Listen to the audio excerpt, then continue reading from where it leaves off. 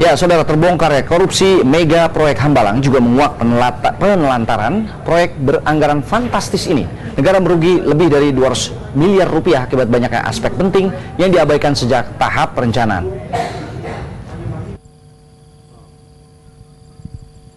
Ya, saudara, di belakang saya adalah lokasi proyek pusat pendidikan, pelatihan, dan sekolah olahraga nasional atau biasa kita sebut sebagai mega proyek Hambalang, tepatnya berlokasi di Bukit Hambalang, Bogor, Jawa Barat. Jika kita saksikan, memang ada beberapa gedung yang sudah terbangun, namun terbengkalai, tidak diteruskan lagi. Karena memang pemerintah akhirnya memutuskan untuk menghentikan mega proyek Hambalang ini. Ada beberapa alasan yang mengemuka terkait dengan dihentikannya proyek ini. Salah satunya adalah dengan ambruknya 2 unit gedung yang berada di kawasan ini pada tanggal 25 Mei 2011 silam akibat pergeseran tanah.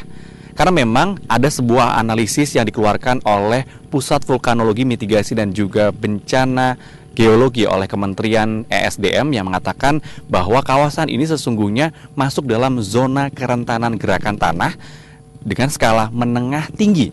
Dan mereka menyarankan ketika itu bahwasannya dilarang atau jangan mendirikan bangunan di kawasan ini. Selain aspek teknis yang diabaikan pemerintah ketika membangun proyek ini, masih ada aspek formal yang tidak dijalani sesuai prosedur. Proyek ini dimulai tanpa AMDAL, analisis mengenai dampak lingkungan, namun mendapatkan izin mendirikan bangunan atau IMB. Padahal syarat utama penerbitan IMB adalah AMDAL. Permohonan persetujuan kontrak tahun jamak harus diajukan oleh Menpora, namun di proyek ini permohonan dibuat oleh Sekretaris Menpora Wafid Muharam. Sementara itu sebuah proyek harus memiliki kajian teknis dari Menteri Pekerjaan Umum, tapi di Hambalang hanya Direktur Perencanaan Bangunan dan Lingkungan Kementerian PU yang mengeluarkannya. Proses lelang juga direkayasa demi memenangkan pihak tertentu. Mega proyek Hambalang menelan dana sebesar 2,5 triliun rupiah, jauh membengkak dari anggaran awal yang hanya sekitar 125 miliar rupiah untuk membangun sekolah atlet.